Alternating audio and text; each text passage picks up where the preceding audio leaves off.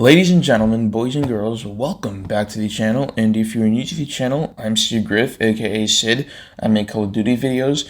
Welcome back. If you're a recurring subscriber, be sure to subscribe to be part of the Sid crew if you are new. Don't forget to hit the like button on this video so you can see more Call of Duty Vanguard content. And last but not least, don't forget to hit the bell icon so you can get push notifications on when I drop my videos, all that cool jazz.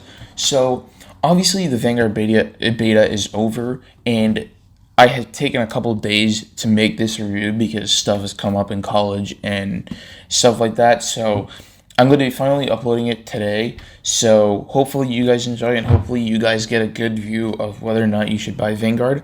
Let's get this video on.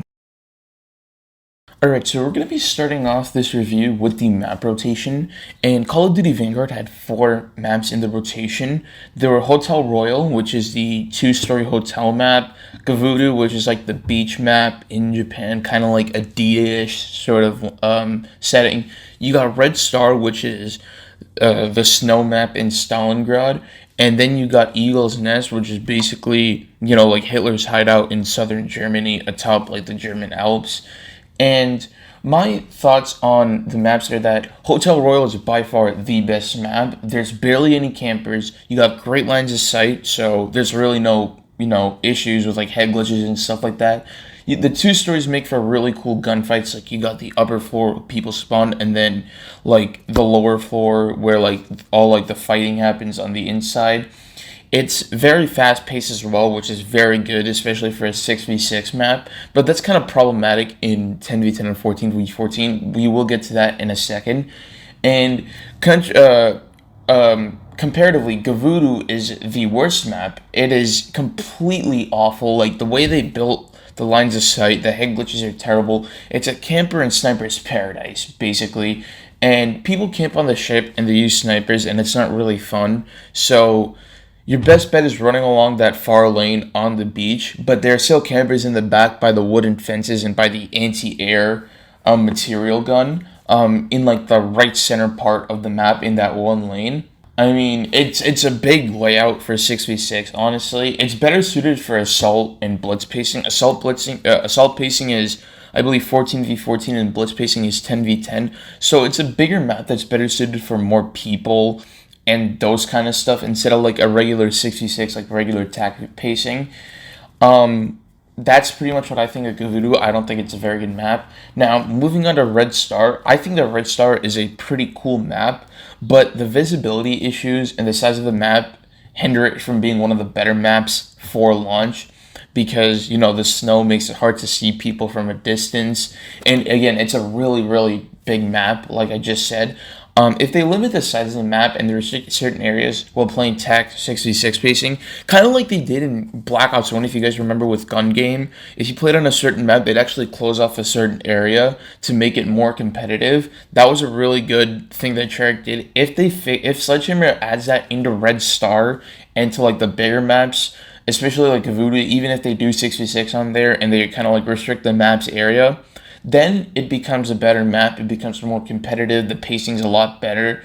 And I think the Red Star is a pretty solid map. It has the potential to be a really good map as long as Sledgehammer does the right things to fix the pacing and stuff like that. And finally, I really like Eagle's Nest. It's a really fast-paced map. It plays pretty well.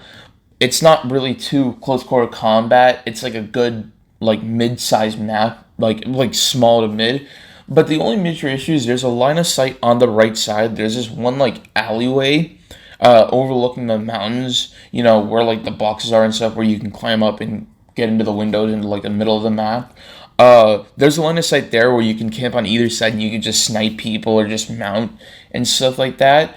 But other than that, this map is really good.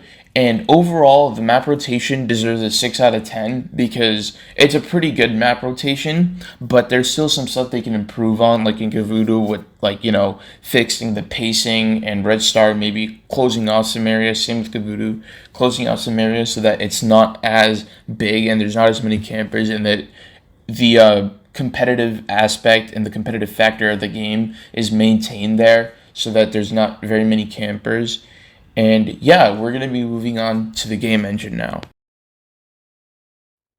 Alright, now we're on the game engine, and for the game engine, I think that the engine runs really smoothly because this is the same engine that Modern Warfare 2019 ran on, the IW8 engine.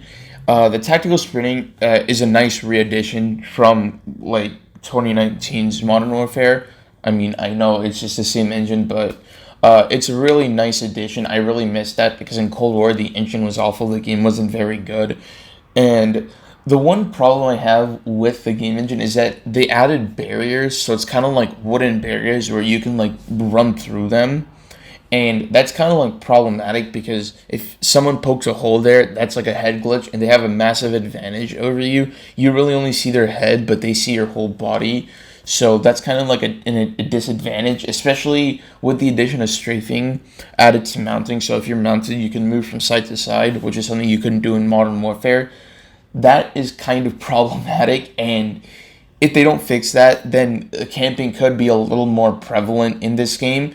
But other than that, the game runs very, very smoothly. I mean, there's really no problems with it. I really like Modern Warfare's engine. It was a pretty good game running on a really good engine. And again, this game has the potential to build off of a phenomenal engine built by Infinity Ward. And this could potentially be a really good Call of Duty, despite what a lot of people are saying. And yeah, that's pretty much what I have to say about the game engine. Moving on to the gameplay aspect. Okay, so I actually forgot to give a rating for the game engine. I'm giving it a 7 out of 10 because of that barrier problem and the strafing problem with the mounting. But other than that, phenomenal engine. But now we move on to the gameplay. The gameplay is really good, and the guns feel really, really strong, but they're well balanced, so it's not like one gun's just overpowering another. It's not like one's gonna overpower another in a gunfight, but they're pretty well balanced. So if you're in a gunfight with a Tommy gun and say you're facing a guy with an STG, it's a pretty fair matchup. Even though the STG is kind of better at range and the Tommy gun's better at close quarters, they're pretty good. Like the range in general is well balanced, the damage is well balanced. There's no one overpowering weapon like the bar was back in World War II, by far the greatest weapon at launch.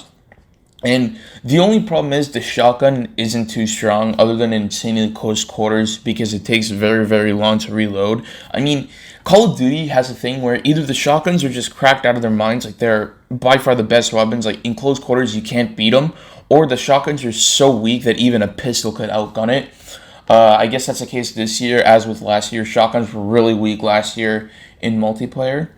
And the meta this year seems to be like the SMGs and the assault rifles as they usually are. I mean, that's a given. Strong range, good accuracy. I really don't have anything to say there. And I really like the game modes that they added, especially Champ Hill. If you guys don't know what Champ Hill is, it's like a last team standing sort of thing where you can play in solos, duos, or trios. And there are 8 teams, and each person is given, I believe, 8 lives. So there's, if you're in a duos, which is the most played, then you have 16 team lives. And there are 8 teams, so you're randomly placed with a team, and whoever gets more eliminations at the end of the round wins. And eventually you work your way up to the championship round, and then, you win. Also, Patrol is a really great change, a great addition to the game. You guys don't know, it's basically hardpoint, but the actual objective is moving around the map. So it's not like you have a set place where the hardpoint's going to be like, oh, it's on this side of the map, it's on this side of the map. Then you can just go there and you can camp, you can get kills, you can get points towards your streaks. And Patrol is just a really great change. It also helps fight the problems with the campers. I think that Sledgehammer did really well with that. And I also really like the addition of the assault and the blitz pacing. So if you're on a bigger map, it makes it more fast paced. So it's not like you're running around hoping to find an enemy and then they're sitting in a window. They're just mounting and then they kill you with a sniper. And it makes the speed of the games more proportionate to the smaller maps that have tactical pacing. And as I just said with the camping problem, campers are somewhat prevalent in this year's game, especially because this is the exact same engine to Modern Warfare. But the efforts that Sledgehammer put in to try to combat that are just as prevalent. Obviously with the patrolling, making the game, adding the assault and the assault and the blitz pacing to make it more competitive on bigger maps. And I think that Sledgehammer did really well with the gameplay. I'm going to give them a 7 out of 10 for this. And that's pretty much what I have to say. Let's move on to the graphics. Alright, now we're moving on to the graphics of this game. I mean, I really don't have much to say other than the graphics this year are really beautiful. There is one issue that I have though, and it's that they mixed the engine of Modern Warfare, which is a very gritty and realistic game, with Treyarch's arcade graphic style, kind of like the bright colors and stuff like that. That's the only issue I have with it. It kind of like takes away from the gritty realism that I really loved in Modern Warfare, that so many people loved in Modern Warfare. The fact that it was dark, grungy, and it just kind of represented this realistic factor that we have in the real world. But don't get me wrong, the graphics are still very, very beautiful. I just thought it would be cool to maybe make it a little bit more, realistic, especially because World War II was a very, very dark and like sad time for America and for the world. So I think they should have made it a little bit less like contrasty and more like realistic, but it's still very beautiful. I'm giving them a 9 out of 10 for the graphics. And with that, I conclude the review. Let's go to the verdict. Alright, now we have the verdict, and I'm going to give Sledgehammer a 7.25 out of 10 for making this game, which in my opinion is pretty good. Overall, they took what a lot of what made Modern Warfare good, and they built upon that, fixing like a little bit of the camping issue with, patrol and stuff like that. And the gunplay is very good. Well-balanced weapons overall. But the thing is, obviously, the strafing issue with the mounting and the barriers, if they fix that, then it becomes a lot better. Also, if Sledgehammer Games fixes the map rotations, fixes the camping issue, this game could have the potential to be a really good game. I think that I really enjoyed the beta. A lot of people didn't like it. They're just going in the comments on Instagram and social media saying that this game sucks. It hasn't been good since this Call of Duty. But I think that Sledgehammer is trying their very, very best. They've been listening to the community actively, which is what I really like about them. And they're trying to make changes. They're trying to make it so that camping's not a problem. They're trying to make it so that anti-cheat is, stronger every single year. And people are kind of like they're giving them hate for that, and that's kind of, a problem amongst the community. But if Sledgehammer keeps going, I think that this could be a really good Call of Duty. And finally, I am personally most excited for the Zombies mode because I'm a really big Zombies fan. And also, I figured out that Treyarch is actually taking over the development of Zombies. And I think they're building off of the Dark Ether story, which I didn't really like the Dark Ether story, but if they make it so that, all the good perks are back, like the gameplay is like not as easy as it was in Cold War, then this game could be phenomenal. Like the sales could be really good, especially if they support it.